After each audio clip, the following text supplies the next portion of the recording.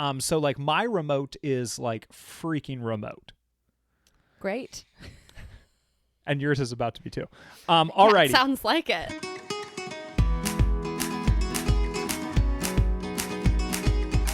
Hello and welcome to the Worldwide Honeymoon Travel Podcast, the podcast that talks about all things couples travel, including destinations, tips, advice, and more. I'm Chris. I'm Kat. And this is episode number 269. And I finished my Eras Tour outfit. Last night? Yeah. You're all done with it? She's all done.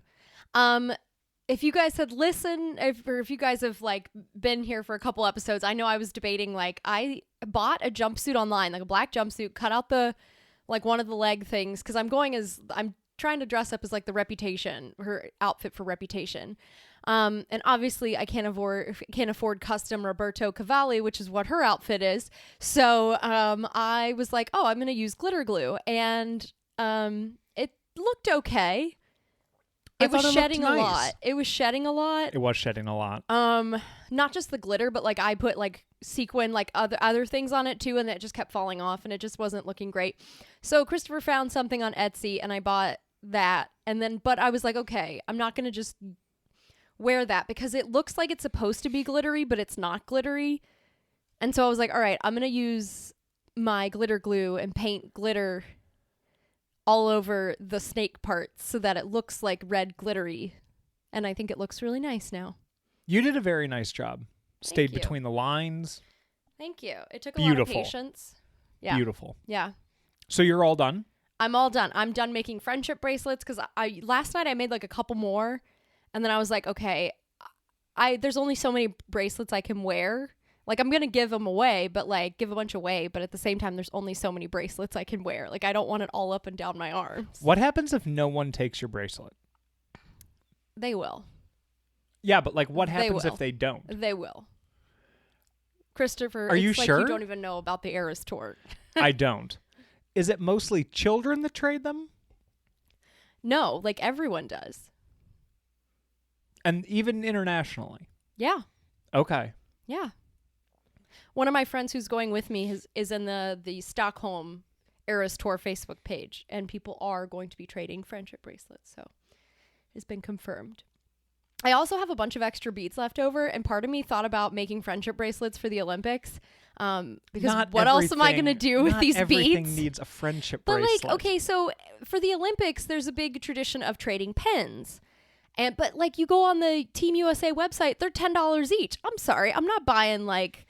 You want to trade pins, but like I'm not spending hundreds of dollars to buy a bunch of pins to trade with people. And I know that you trade and get other pins, but like I don't have that kind of money. I'm not spending hundreds of bucks on pens. Like instead, I can just use what I already have and Do make you want my homemade bracelet for your $10 pin? I can give him a handful. That is no, but I think that would be so fun if people were trading friendship bracelets at the Olympics themed. I think people are going to look at you like you're nuts. I asked, like, there was a thread about pins on the Facebook group, and I was like, they're so expensive. I thought about using my leftover beads and just making friendship bracelets. And there were other people that were like, I thought about that too. Oh my gosh. I'm not alone. That can't wait. I'm sorry. You're going to go to like one of the team houses where everyone's having beers and having a good time, and you're telling me people wouldn't be excited to get a friendship bracelet? How is this going to go down? You're just going to walk up to someone and be like, "Do you want this bracelet?"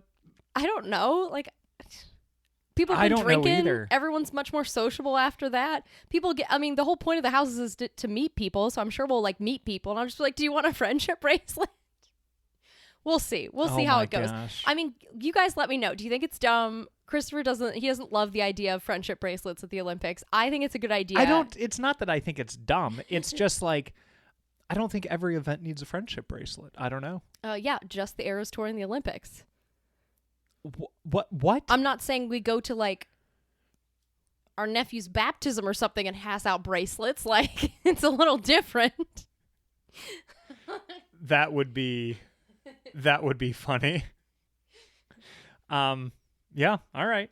Well, I'm going to put that in your in your list of things to investigate. And if you want to do it, more power to you. Do you want to do it with me? Do you want to make bracelets with me? If you want to do it, more power to you. It's fun to make. Oh, I always regret that I'm not involved when I see you making them, just because they do look like a lot of fun to make. I'm wearing one that you made me right now. Yeah. But like, yeah, I don't think that every event needs a friendship bracelet. Maybe I'll be wrong though. Maybe it does. I'll be wrong. What if you made friendship bracelets for every trip we went on? And it was like a trip themed friendship bracelet. I will say that there was one time when I was in Seattle and I did a day trip to Mount Rainier, and I met this lady from Australia, and she had all these keychains, and she was giving people Australia keychains. Like people that she met, because she was like, "Oh, it's fun! Like it's a fun little knickknack from Australia." And that's how I have the Australia. Is that how you got the Australia keychain? That's how I got the Australia keychain that's on one of my hiking backpacks, and I just left it there. And I was really excited to get it because people like to get free stuff from people. It's nice. That's true. Yeah. No, you know what? Upon further reflection, I think the friendship bracelet's a good idea. Yeah. I think. Okay. Yeah. I think you should do it. Yeah. Do you have a highlight over the past 24 hours? I think my highlight was getting to like finally finish all my Eras Tour stuff. Like it's all coming together. I'm starting to get all my stuff for the upcoming trips we have coming, because I bought a new like belt bag. I bought just because I tried out a different one that I was going to use on the trip, and it just really didn't. I don't think it was going to hold all the stuff like passports and all that stuff while we're traveling. So I wanted something a little bigger. But then I also like bought some stuff for the upcoming trips over the summer that'll be nice and cool. Cool. Yeah. And I was excited to get those. So nice. A little shopping. Nice. A little shopping. But yeah, what's your highlight? I had a really nice run this morning. I was the only car in the parking lot. I got there before sunrise. I was the only car in the parking lot when I got there. I did not see a single other runner the entire time. My goodness. When I got back to my car, the national park was opening up the bathrooms. So what? I thought they were always open. Maybe they were attending to the bathroom. I'm not sure, but they were. Yeah. And I was like, man, but we got a lot of rain and snow. Mm-hmm. Yeah. Okay. This is probably like mid to late April by the time this comes out, but it is now late March? Yes. And the amount of snow that we've gotten, I mean, we haven't gotten a lot of snow, but the amount of times it has snowed in the past week. We were under a winter storm warning until 7:00 this morning. I woke up to snow this morning outside, and I was very upset because I was like, I'm sorry, it's spring. It needs to be spring. And I know it's Cleveland, but it's been like spring the first half of March. It was so nice. And now it's like cold again. There was a nice little dusting of snow. All of the creeks were really high. Like there was one where I could not cross the creek. How'd you get across it? Luckily, it was a trail where I could do like a giant loop and get back to that and then just like continue. Okay. And that's what I ended up having to do. So like I had to like go like slightly off route, but it was nice. But yeah, I would say my run, and then I stopped over at my parents' house after that, and my mom makes this delicious blueberry coffee cake. I know she sent you home with some for me, which is really nice. But delicious. I had coffee and coffee cake with them, so it was just a nice morning overall. Nice.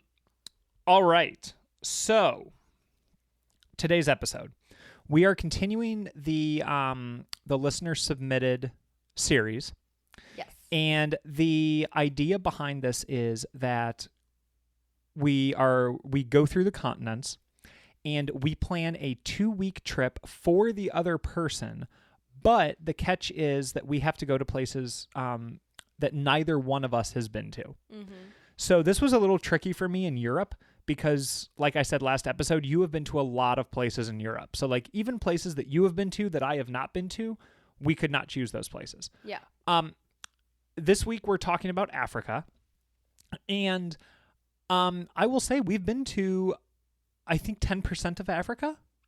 Yeah. Maybe slightly less. Yeah, we've done South Africa, Uganda, Kenya, Zimbabwe, and Zambia, so about 5 countries. Yeah, and which I think is slightly 50-some. 55? I thought it was like 55 or 56. So almost 10%. Almost 10% of Africa. So those countries are off limits. Now, to make it a little bit easier, rather than just have like the entire continent as our canvas, what we have been doing is giving each other 3 words to kind of theme the trip. Mm-hmm. And you went first last time. Yes. I will go first this time. Okay. The 3 words that you gave me were unique, remote, and desert. Yeah. There's a lot of ways you could have done this trip. There are. So, and I wanted it to be like you could interpret it in multiple different ways and figure out something. Well, I interpreted it.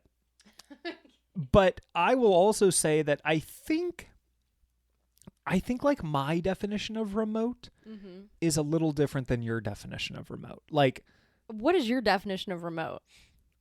My definition of remote is like I better be able to like look all around and not see anything in sight. Like another person, you mean? No, like, I mean, obviously, like, I'm not saying that, like, the 2 of us should just go, like, traipsing into the desert until we can't see anything. Yeah. It's usually not advisable. But it's more so, like, I don't want to see buildings. I don't want to see, like, another lodge. I don't want to see, like, just, like, those sorts of things. Mm-hmm. So, like, my remote is, like, freaking remote. Great. And yours is about to be, too. Alrighty. Sounds like it. So... Okay. Here's what I thought. So when you gave me the words unique, remote, and desert, no bread this time. Bit of a bummer. I mean, I think bread's just always implied at this point. Anywhere with bread is... That works. That's always good for me. My initial thoughts here were or Egypt. Carbs anyway. Yeah. Egypt. Okay. Morocco. Yeah. And Namibia. Yeah. I was like, I knew you could do this in a lot of different ways. Yeah. Yeah. And originally I was thinking Namibia. Mm-hmm. And that's like, I really want to see an oryx. I love oryx. But I did not choose Namibia. Okay. I kept with, because I was like, I don't know if that's where Catherine's going with this. No, I purposely, again, I wasn't focusing on one particular destination. I literally was just like, it'd be cool to see a desert. I want to go somewhere remote and somewhere unique. Now, when you say somewhere remote, yeah, what are you picturing? I'm picturing kind of like how we were on like all the safaris we've been on and stuff like that. Where like, yeah, there's some lodges, but it's like you're not near buildings and like cell reception isn't really a thing and like.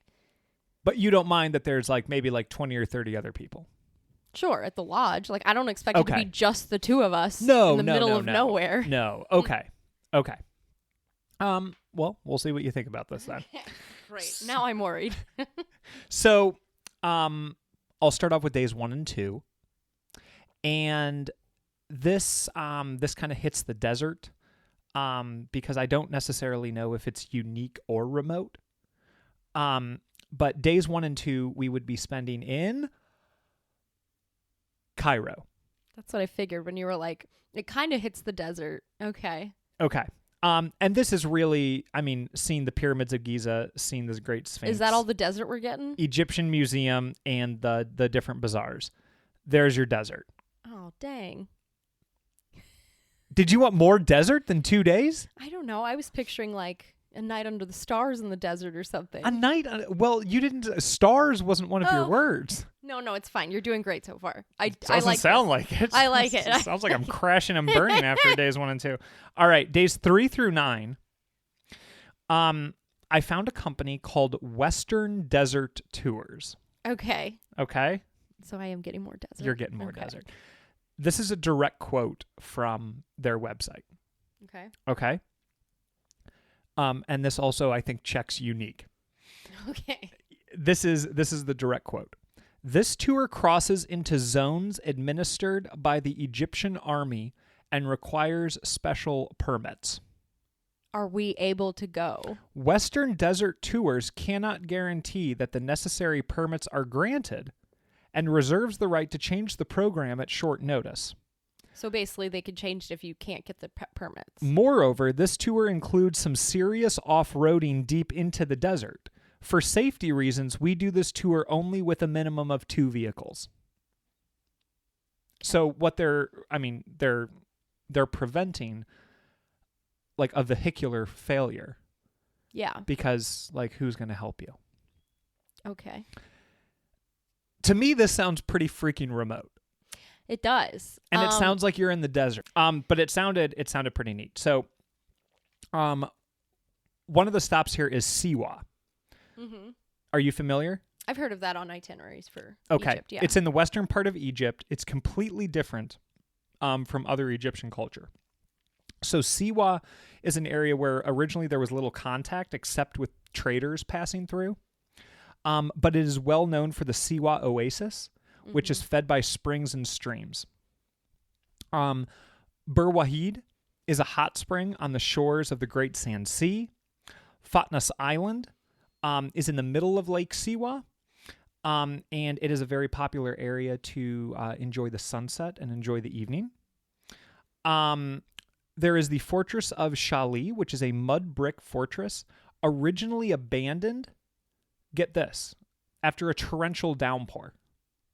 So like there were different people that passed through, invaders, all of that kind of stuff. It was not abandoned until they got a downpour so significant that because it's mud brick, it just like it melted the whole everything. Not really. I mean, Not it's melted, it's but still there. Yeah. But it severely damaged it. Yeah. Well, that'll do it. And then there is a triple peaked mountain with caves called Gebel al Mata. Okay. You're not messing Or around. I'm with sorry. this I'm sorry. The triple peaked mountain with caves is Gebel al Dakrur. Okay. Gebel al Mata is the mountain of the dead, and it has tombs from 600 BC. Okay. There's also the Temple of the Oracle, which was visited by Alexander the Great in the 300s BC. Yeah. So this is, I mean, to me, this sounds remote. This sounds unique, and it checks off desert. Yeah. It was cool. Like poking around this website, it does not have the full itinerary of like, I think there was maybe like a 3, a 4, and a 6 day. I was opting for the longer just because I think it would be neat to like spend more time out there and all of that. It does not have the full itinerary day by day like some other tour operators have. But there's like hey, here's the overview.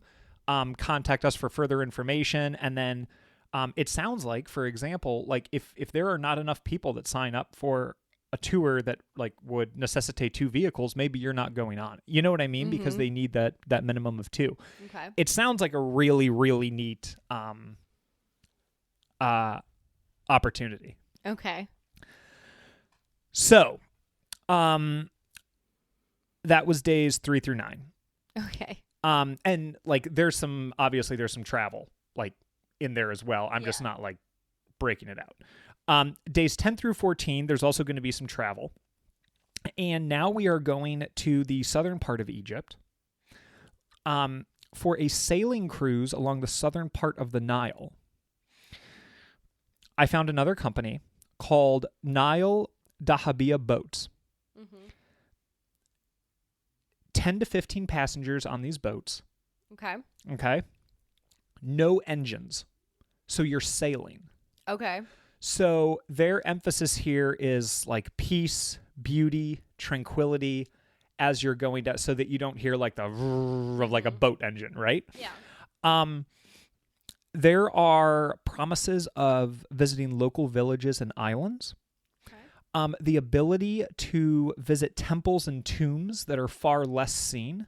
You're far away from Cairo, but you're also able to navigate it because it stop near like Luxor or anything, or like Aswan, or yes. Okay. Aswan to I think it's Esna, if I'm remembering correctly. Okay. But there's some that go north and there's some that go south. And then I mentioned the temples and the tombs, monuments with little to no crowds. That's nice. And again, the emphasis on that peace and tranquility with these sailing cruises. Look at that. So I think somewhat unique there as well, and remote. I mean, if there's 10 to 15 passengers, it's going to be a pretty small pretty small little community on the ship. So That is how I would spend 2 weeks in Africa with unique, remote, and desert. So days 1 through 2 in Cairo, days 3 through 9, exploring that opportunity with the company called Western Desert Tours that we have not been on. But this tour, I was like reading through it, and it just sounds really, really cool. Okay. And then days 10 through 14, the sailing cruise along the southern part of the Nile. That's awesome. What do you think? That was really good. Was it? I'm impressed. Yeah. Okay. I did not think, like, I've never even heard of like the ability to spend a lot of time out in the desert in Egypt. So that's really cool that you get to do something like that. That's what I was thinking too. Like, Yeah. I know that there's the like, hey, we'll take you out there for a night sort of thing. I know that's a big thing in Morocco. Like, you can go to like Yes. Ergchebi or something, and like you can spend the night under the stars, and you have like a camel ride and all that stuff, and you're in the dunes. But yeah, I didn't know how much you get to do in Egypt, so that's pretty cool. Yeah, it Yeah. sounded like a really, really neat trip. Now I will say that there's like some extensive travel in there. Mm-hmm. But yeah, it sounds like a really cool way to not only explore Egypt, but also explore like some different parts of Egypt. Yeah. So Did you know that we're getting closer and closer to finding Cleopatra's tomb? I did not know that. No. Yeah. Well, I guess so. It's a woman, like archaeologist, who's been trying to kind of on the hunt for this for a long time, and it took them forever to find, I guess, like a foundation stone or like it's like the size of an iPhone that kind of describes like, I guess, who built it and different things like that. And she has theorized that it's somewhere in Alexandria, but like under the water because the coastline looks a lot different than it used to. And so there's tombs and like different things under the water off the coast of Alexandria because the coastline has moved up over the years. And so to get permits to be able to go out there and like do the diving and like all these things to like go in these underwater now tombs, she sort of needed to find, I believe, this foundation plate, and she found it. And so now she's getting the things to do it, but I think it's really cool because I guess Cleopatra said that no man will ever find her tomb, but she's a woman. That's cool. So you never know. That's pretty cool. That's really cool. Fun news. That's actually like very recent development. That is so much. That's like such better news than airplane news. Yeah. Well, I mean, Now you we're love gonna airplane do. news. I do love airplane news, but now I'm going to be on Cleo's tomb news. Cleo's tomb news. Yeah. Also, I forget her first name, but I think her last name's Martinez. Is like the Cleopatra's? archaeologist. No, the archaeologist who's the lead archaeologist that's in charge. Cleopatra Jones, Of like, CJ. I think she was like pink. She didn't have a last name. You know what I mean? She's just No, I think she was part of the She's Ptolemies. like the seal. She's part of the Ptolemies line. So you had asked also like with that introduction that I gave of like the direct quote from the Western Desert Tours website. Yes. Yes, they are award winning. They have on TripAdvisor. Mm-hmm. Out of 459 reviews, 449 are 5-star. Okay. Isn't that awesome? Yeah. Well, it says founded in 2000 by native Baharians. I hope I'm pronouncing that correctly. It is an award-winning tour operator for private guided desert safaris in Egypt's western desert. And it has a whole bunch of different like 2, 3, 4 type day itineraries, which sound That's pretty cool. really, really fun. Nice. All right, it's my turn now. Your words could not be vaguer for this and Europe last week. Look at that is Christopher's 3 words for Africa. So I just know places that you would be interested in seeing, but also things where you do want to be like, oh, look at that. That's pretty cool. Did you interpret that as like, wow, look at that? Or like, would you look at that? Both? No, Okay. I'm just kidding. Mostly, wow, look at that. Okay. So day 1, you're starting out in Kigali, Rwanda. Were you expecting this? All right.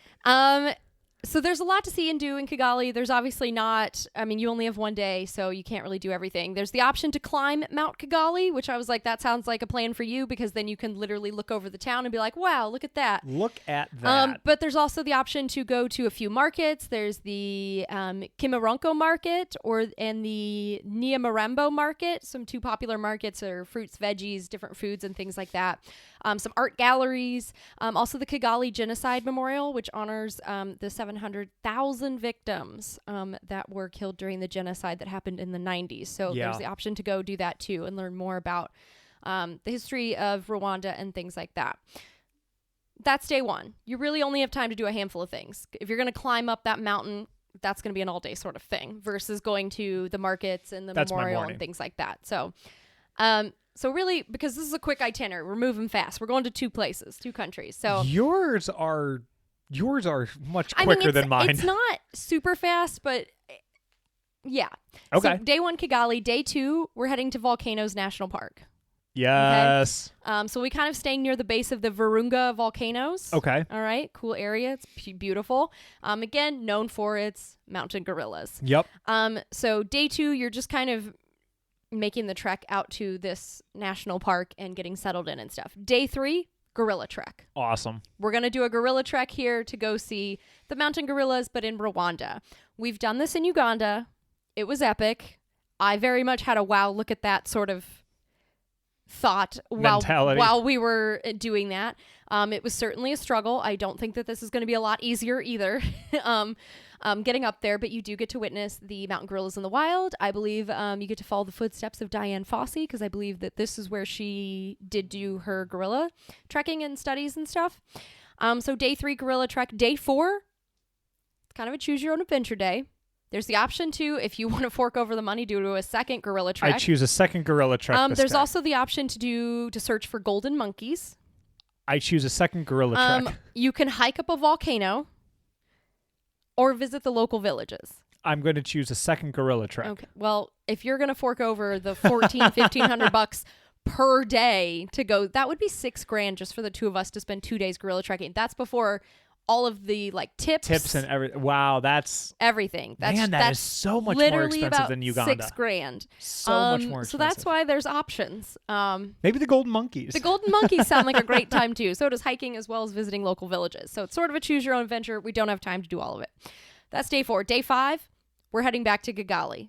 Again, journeying back because on day 6, we're flying to Arusha in Tanzania. Awesome. Okay. And that's going to be quite the trek to get from Kigali to Arusha, because Arusha is sort of the base of where a lot of the national parks, a lot of people fly in there to go to the national parks in Tanzania, specifically for the ones for safaris and things like that. So we're going to fly there. So day 7 in Arusha, spend some time checking out the coffee farms there, because that's a coffee area. So explore delicious coffee from Tanzania. Day 8, days 8 and 9, we're going to Tarangire National Park in Tanzania. Again, this is a great area for safari rides and tracking and stuff. It has the largest elephant population in Tanzania, so huge elephant population. That sounds really cool. Yeah. When you said safari rides and tracking and stuff, I didn't think of game drives. I just thought I don't know why I pictured this, but it was like a roller coaster. No, okay. So for big game drives, like Jungle Cruise. Yeah. Oh my gosh. So big population of elephants. There is a potential chance to see oryx.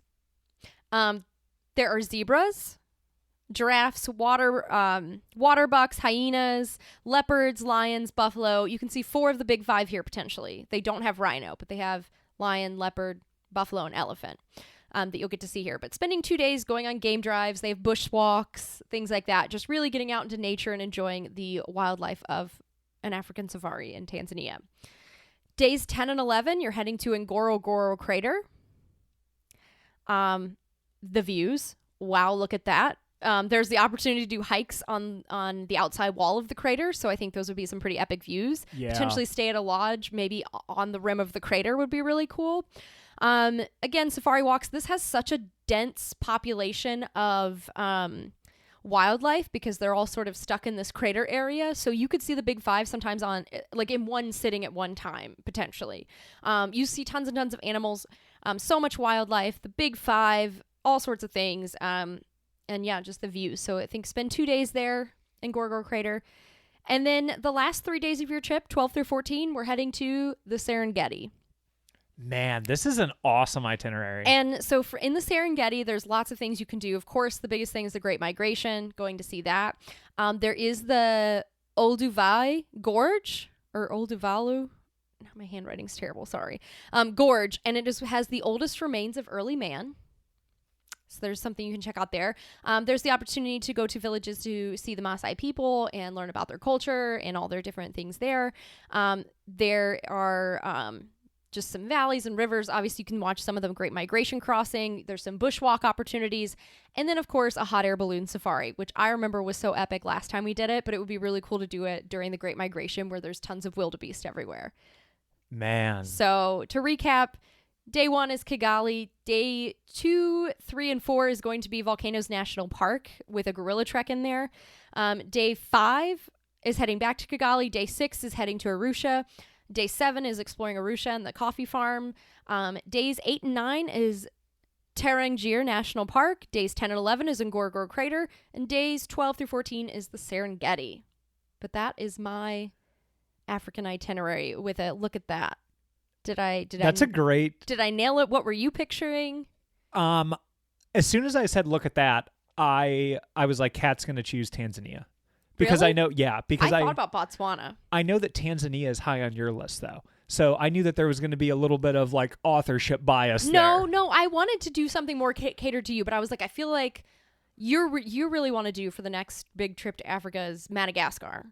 Yes. And so I thought of that, but I was like, but you've mentioned that a bunch of times. Let's do something different. I thought about Botswana. I tried to look up like Botswana would be safari pretty cool companies in Gabon. Like I think that's where you can see the isn't that where the hippos are like hanging out in the water, like in the ocean, like surfing the waves. And then they have the just regular lowland gorillas. Yeah. I don't know. I like looked into that, Namibia. but it would be a lot harder to do. I thought about like a Namibia Botswana situation. I don't know. This is a great itinerary. There was a lot of ideas. And I know that you can sort of combine like a Rwanda, Tanzania itinerary because they are next, like they're really close to each other. I like how you snuck Rwanda in there for the gorillas. Well, no, because I was like, oh, he would love that. I love gorillas. Again, a wow, look at that situation. What is your favorite animal that we've seen in the wild? I mean, I like leopards a lot. Leopards a lot. They're really cool. I Gorillas like the big cats. I'm a big cat person. I mean, I love cats in general. I love our cat. But yeah, I think the big cats are fun. You crushed it. The tree climbing lions are really cool. And then I really like leopards. Nice. Yeah. I loved it. I loved your itinerary. Thanks. I really loved yours too. I could go on safari year after year. Yeah. It's a shame maybe not the from cheapest vacation. I was going to say, not from a financial standpoint. I was but like, from the cost of this trip alone would be the most expensive trip we've ever taken just because of the Rwanda aspect where how expensive it is to go gorilla trekking. And then Tanzania is not the most budget-friendly safari destination because we thought about doing Uganda and Tanzania back when we were planning our trip to Uganda, and we chose Uganda because it was a cheaper place to go gorilla trekking, but also we were like, oh, there's other things too, like Queen Elizabeth National Park and like a bunch of other national parks and things to see while we're there. So we chose to do that. And then we were like, hey, why don't we end going to like Ngorongoro Crater or something like that? And just the sheer cost difference of Tanzania that literally the person was like, you could go to Kenya instead. And I was like, okay, well, Kenya's cheaper. We'll do it. We'll go to the Masai Mara. And like, it was amazing and I loved it. It was fantastic. But yeah, Tanzania is not the cheapest. No. Rwanda's not the cheapest to travel around. So this will be an expensive trip, I would imagine. But fair enough. Yeah. Better start saving. Man. Anyway, what are you guys' thoughts? Would you guys go on any of these itineraries? What have you guys come up with if you're playing this or doing this with your significant other? I think it's really fun to try to come up with itineraries for each other. But let us know your thoughts. You can always reach out to us on X at WW Honeymoon, Instagram, or Facebook at Worldwide Honeymoon, or email kat@worldwidehoneymoon.com. But thank you guys so much for tuning in. Thanks, guys. Thanks for tuning in, and don't forget to rate and review our podcast. It takes less than a few minutes and really helps other people find us. Also, if you're enjoying this awesome free information on both the blog and podcast, when you're booking your next trip, head over to worldwidehoneymoon.com/resources and use the links provided. We earn a small commission at no cost to you when you book through these links, and these are all brands and companies we know, love, and use, like Skyscanner for finding the best flight prices, World Nomads for the best travel insurance, TripAdvisor for hotel bookings and reviews, and even Amazon for all of your travel purchases. Thank you for tuning in. We really appreciate it. Wherever you are, wherever you go, remember to make every day a worldwide honeymoon.